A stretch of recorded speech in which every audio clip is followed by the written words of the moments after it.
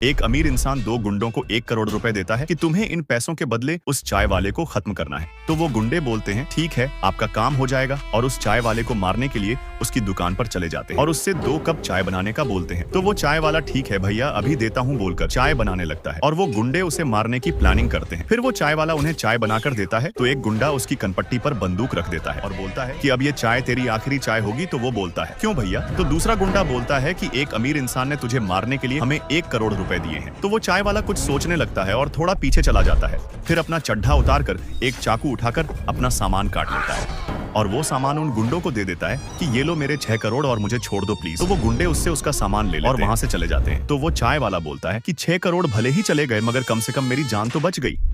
कुछ सांप मिलकर नागमणि की बोली लगाते हैं, जिसमें एक सांप 100 रुपए लगाता है, दूसरा सांप 200 रुपए लगाता है और तीसरा सांप 500 रुपए लगाता है। तो सपेरा बोलता है कि थोड़े ज्यादा पैसे लगाओ। तो सांप आपस में मिलकर प्लान बनाते हैं कि हम सभी अपने पैसे जोड़ेंगे और नागमणि खरीद लेंगे। फिर उनमें से एक सभी के पैसे मिलाकर बोलता है 1000 रुपए। तो वो सपेरा खुश हो जाता है और उसे नागमणि देने के लिए अपने पास बुलाता है और वो सांप नागमणि लेने ही वाला होता है। तभी एक आवाज आती है,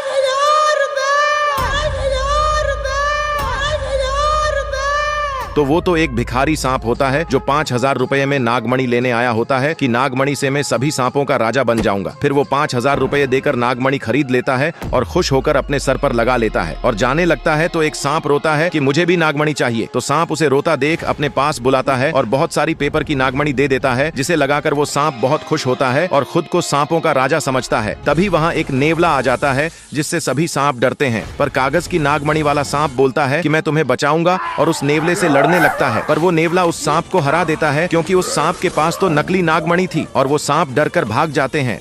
एक छोटी बच्ची के बर्थडे पर उसका पागल भाई उससे केक काटने का बोलता है, पर वो तो बहुत छोटी होती है। तो उसका पापा बोलता है कि बेटा वो बहुत छोटी है, बता मैं केक कटवा देता हूँ। पर वो तो मना कर देता है कि नहीं पापा, उसका बर्थडे है तो केक भी वही काटेगी ना। तो उसका पापा गुस्सा हो जाता है कि बोला ना मैं कटवा देता हूँ। पर वो पागल लड़का तो उसके पापा का हाथ पकड़कर बांधने लगता है कि केक तो मेरी छोटी बहन ही काटेगी और उसका बड़ा भाई आकर उसे रोकता है तो वो उसके हाथ भी बांध देता है और उन दोनों को वहीं बांध देता है। फिर अपनी बहन के पास आकर फिर से उससे केक काटने को बोलता है कि अगर तूने केक नहीं काटा तो मैं अपना गला काट लूंगा। तभी कुछ सर्कस वाले लोग उसे देखते हैं और बोलते हैं कि हमें कुछ करना पड़ेगा, नहीं तो वो अपना गला काट लेगा। और वो तो मुल्तानी मिट्टी लगाने लगते हैं और बंदर बनकर मदारी का खेल दिखाने लगते हैं। तो वो पागल भाई बंदर का खेल देखने के लिए उनके पास चला जाता है और वो खेल दिखाते हैं। तो उनमें से चुपके से एक लड़का बच्ची के पास जाता है और अपनी लकड़ी से उस केक को काट देता है और बोलता है कि देखो बच्ची ने केक काट दिया। तो उसका पागल भाई देखकर बहुत खुश होता है और चाकू फेंक कर जाता है। तो वो मदारी जैसे ही चाकू देखते हैं चौंक जाते हैं क्योंकि वो तो नकली होता है। और वो पागल अपनी बहन को लहंगा देता है